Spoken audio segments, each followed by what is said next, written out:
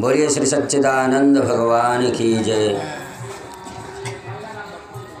श्री रामचंद्र भगवान जब जंगल से 14 वर्ष व्यतीत करके अयोध्या नगर में आकर पहुँचे, अयोध्या नगर वासियों को सभी को बुला करके बैठाए। वशिष्ठ महर्षि इत्यादि सब कोई आए, सब लोग बैठे और सबको इस भव संसार से उद्धार होने का उपदेश प्रदान कर रहे हैं। तो क्या क्या उपदेश प्रदान कर रहे हैं हम लोग श्रवण करेंगे। पहले कह रहे हैं कि अभी जो हम उपदेश की वाणी कहने जा रहे हैं, कुछ अनित्य की बात हम नहीं कहेंगे और हम मालिक हैं, हम राजा हैं, इस हिसाब से आप लोगों के ऊपर कुछ दबाव डाल करके कुछ बात कहना नहीं चाहते हैं। जो नीति की बात है उस नीति की बात को हम कहना चाहते हैं। सोई सेवक प्रियतम मम सोई, मम अनुशासन माने जोई।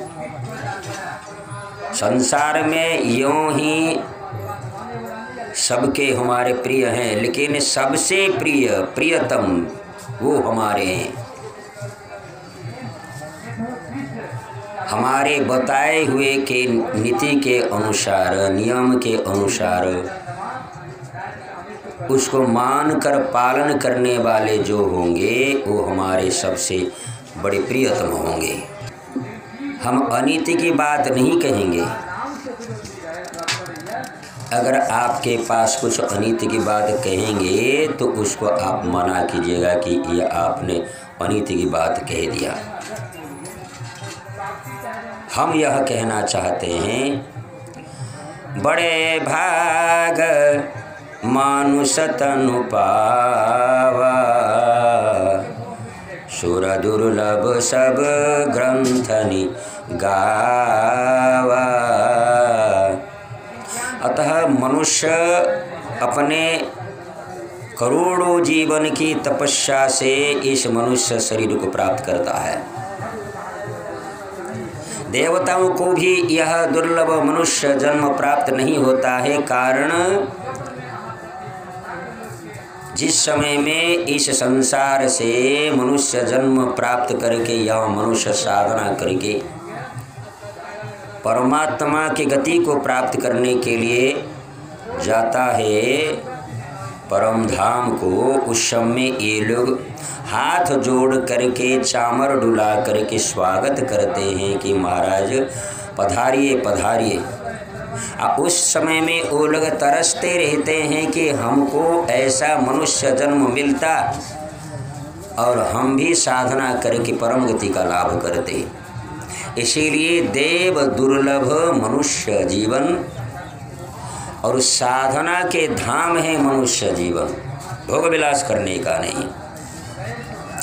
आवश्यक के अनुसार अपने शारीरिक भोगों को भोगो, लेकिन अब ऐसा जान करके इस मनुष्य जीवन को तुम जान लो, यह मनुष्य जीवन मोक्ष प्राप्त करने का यह जन्म है। दूसरे किसी जन्म में आप मोक्ष प्राप्त नहीं कर सकते।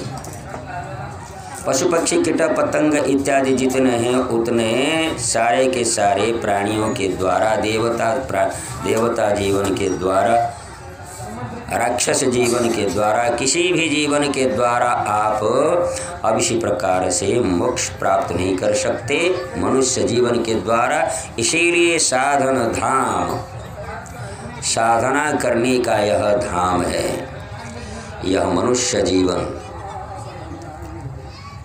अतः इस मनुष्य जीवन को प्राप्त करके जो व्यक्ति अगले जीवन में मुक्ति को प्राप्त करने के लिए प्रयास नहीं करता है, साधना नहीं करता है, सो परत्र दुख पावै, सिर धुनि धुनि पछताए, काल ही कर्म ही ईश्वर ही मिथ्या दोष लगाई। अतः मर जाने के बाद जमालय में जब पहुँचता है, उसके किए हुए कर्मों के बारे में, जो कि केवल भोग विलास में समय लगा दिया, प्रभु भक्ति नहीं किया,